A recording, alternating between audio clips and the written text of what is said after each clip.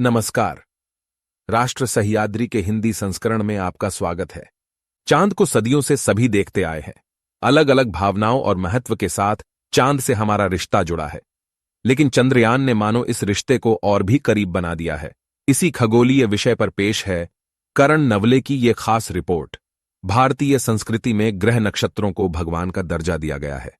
चांद, जो पृथ्वी का एकमात्र उपग्रह है, का विशेष महत्व है।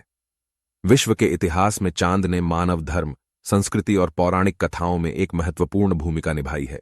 कई कवियों, कलाकारों, लेखकों पर चांद का बहुत प्रभाव होता है। ये कई कहानियों और कविताओं में व्यक्त हुआ है।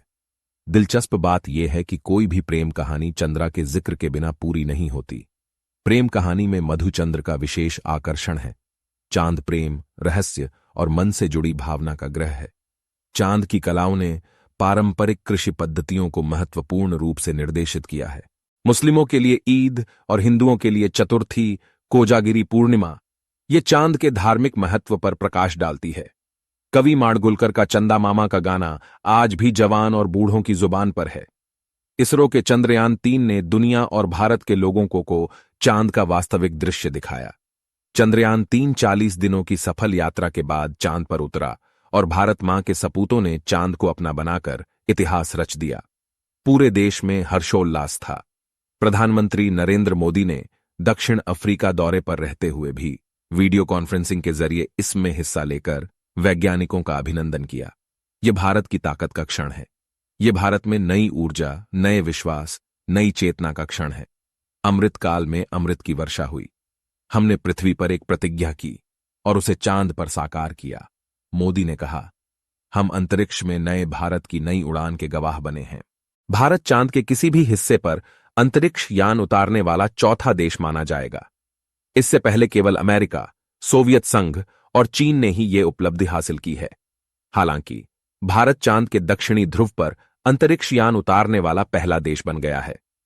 चंद्रयान 3 चंद्रयान 2 का अनुवर्ती मिशन था और अगला चरण था। चंद्रयान 3 एक लैंडर और एक रोवर ले गया। चंद्रयान 3 चांद की सतह पर सुरक्षित लैंडिंग करेगा। इसके बाद विक्रम लैंडर का रोवर वहां पानी की खोज करेगा और चांद की मिट्टी और चट्टानों के नमूने और अन्य जरूरी जानकारी इकट्ठा करेगा। इसके लिए चंद्रयान के लैंडर का नाम विक्रम और रोवर का नाम प्रज्ञान रखा गया। चंद्रयान 3 मिशन की सफलता के बाद, जो भारत के लिए बहुत गर्व, स्वाभिमान और गौरव की बात है, प्रधानमंत्री मोदी ने भारतीय वैज्ञानिकों को एक ऊर्जावान संदेश दिया है कि उन्हें अब सूरज और शुक्र के लिए एक विशेष मिशन की योजना बनाने का संकल्प लेना चाहिए। 2019 में चंद्रयान 2 के अनुभव को ध्यान में रखते हुए इसरो ने चंद्रयान 3 के लिए पूरा ध्यान रखा। विक्रम लैंडर के आगे और पीछे एंटेना लगाए गए थे। अंतरिक्ष क्षेत्र में इससे पहले भी भारत ने भारतीय अंतरिक्ष अनुसंधान संगठन ISRO द्वारा एक साथ 7 सैटेलाइट लॉन्च किए गए थे। इसमें एक स्वदेशी और 6 सिंगापुर के उपग्रह शामिल थे। उपग्रह को आंध्र प्रदेश के श्रीहरिकोटा से PSLV-C-56 रॉकेट द्वारा लॉन्च किया गया था। सिंगापुर ने पृथ्वी अवलोकन उपग्रहों को अंतरिक्ष में भेजने के लिए इसरो की मदद ली। इसके लिए सिंगापुर के DSSAR और 6 अन्य उपग्रहों को इसरो के PSLV-C-56 रॉकेट से लॉन्च किया गया है। इन सभी उपग्रहों को सफलतापूर्वक लॉन्च किया गया था। चंद्रयान 3 का सफल प्रक्षेपण करते हुए ये इसरो की एक और सफल उपलब्धि है। चांद पृथ्वी के बाहर एकमात्र ऐसा खगोलीय पिंड है जिस तक मनुष्य पहुंच सका है। चांद पर अब तक 100 से अधिक अंतरिक्ष यान भेजे जा चुके हैं। इनमें से 24 मनुष्य चांद पर उतरे हैं, जिनमें से 12 उसकी सतह पर चल भी चुके हैं। पृथ्वी पर प्रयोगों के लिए अब तक चांद से 382 किलोग्राम मिट्टी और चट्टानें लाई जा चुकी हैं।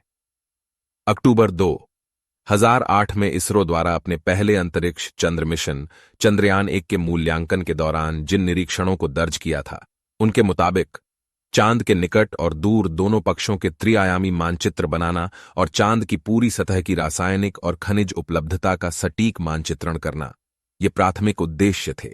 चांद की सतह पर पानी और हाइड्रोक्सिल की मौजूदगी का प्रमाण चंद्रयान 1 मिशन द्वारा की गई एक खास खोज है।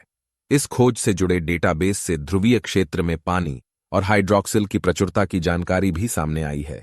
पानी के वजूद के सबूत खोजने के अलावा इसरो ने चांद की सतह पर टाइटेनियम, कैल्शियम, एल्यूमीनियम और मैग्नीशियम जैसे खनिजों को हासिल किया है और उसके सबूत भी खोजे हैं। आम आदमी को भले ही ये कुछ खास न लगे, लेकिन इसरो के इस खोज ने दुनिया भर के वैज्ञानिकों का ध्यान अपनी ओर खींचा है। चंद्रयान का ऑर्बिटर उपग्रह आम लोगों को भले ही एक मिशन जैसा न लगे, लेकिन इसरो वैज्ञानिकों के लिए ऑर्बिटर एक कृत्रिम तकनीकी वस्तु है, जिसे चांद की सतह पर पानी और खनिजों के वजूद का पता लगाने के एक मिशन को अंजाम देने के लिए डिजाइन किया गया था।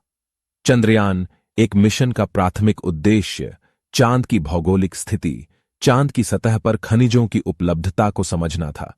अब हमारे वैज्ञानिकों ने चंद्रयान-3 मिशन को सफलतापूर्वक पूरा कर लिया है।